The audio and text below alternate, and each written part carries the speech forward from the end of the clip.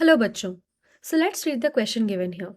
The question here says the non-living characteristic of viruses is कि viruses का non-living characteristic क्या होता है.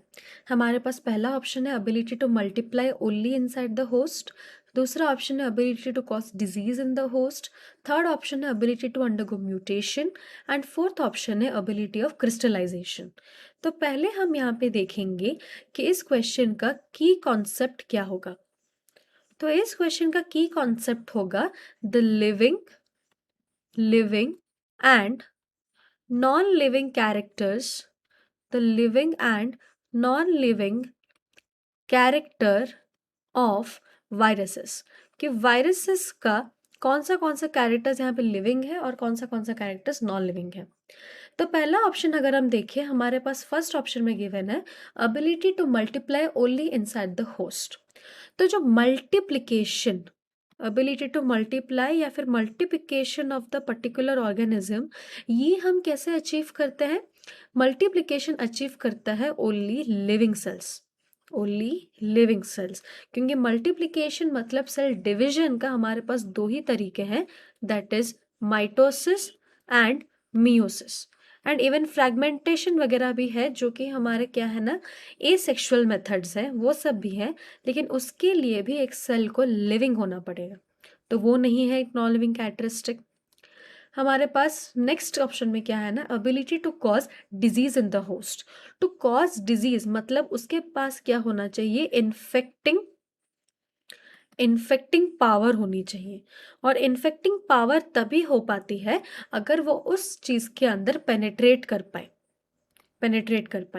तो अगर उसको होस्ट के अंदर ही पेनेट्रेट करना होता तो वो एज अ सिंगल एंटिटी, तो मतलब क्या हुआ कि उसको हमेशा होस्ट के अंदर एंट्री करके ही वो इन्फेक्टिंग पावर को एक्सरसाइज कर सकता है, लेकिन एज ए सिंगल एंटिटी नहीं.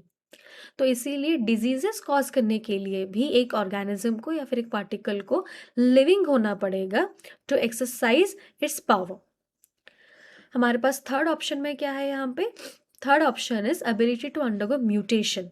तो जो हमारे पास क्या होता है ना, जो सेल्स हमारे म्यूटेशन अंडरगो करते हैं वो भी लिविंग होते हैं.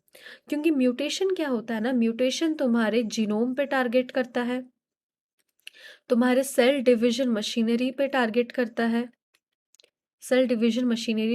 करता है, और ये तुम एज ए सिंगल एंटिटी क्या होता है ना, ये जब तक तुम एक बॉडी में या फिर टिश्यू में नहीं हो वो एक्सेप्ट या फिर वो जो होता है वो हम पा नहीं सकते.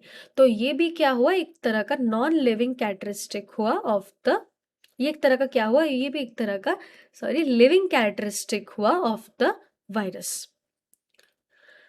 तो फिर नेक्स्ट ऑप्शन या फिर हमारे पास लास्ट ऑप्शन क्या गिवन है ना, यहाँ पे last option is ability of crystallisation. तो क्रिस्टलाइजेशन हमेशा नॉन लिविंग सेल्स को ही हम क्रिस्टलाइज कर सकते हैं, क्योंकि एक लिविंग सेल कभी भी क्रिस्टलाइज नहीं हो पाता. क्योंकि जब क्रिस्टलाइजेशन होता है उनका प्रोटोप्लाज्म क्या होता है ना, प्रोटोप्लाज्म फ्रीज हो जाता है, या तो प्रोटोप्लाज्म फ्रीज हो जाता है या फिर वो क्या होता है ना, डिसअपियर कर जाता है जब कोई भी सेल क्रिस्टलाइज होती है. तो उसके लिए एक सेल को नॉन लिविंग होना पड़ेगा, और यही एक कैरेक्टरिस्टिक है among the four option of a non living characteristic of a virus. तो हमें यहाँ पे क्या पता चला, इस पर्टिकुलर क्वेश्चन का करेक्ट ऑप्शन क्या है, it is ability of crystallisation. Hope you understood it well. Best of luck.